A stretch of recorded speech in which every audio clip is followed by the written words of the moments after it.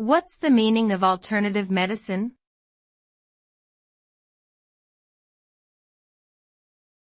Alternative medicine.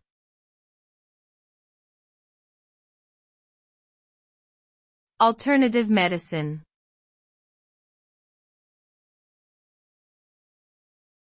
Alternative medicine.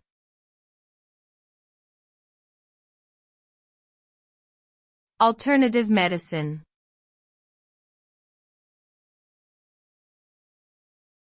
Alternative medicine.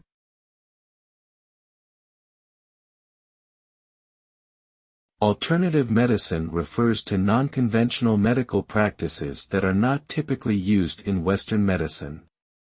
These practices may include herbal remedies, acupuncture, meditation, yoga, and other forms of therapy. People often turn to alternative medicine because they are dissatisfied with the results or side effects of conventional medicine, seek more holistic and natural approaches to healing, or simply want to explore different options.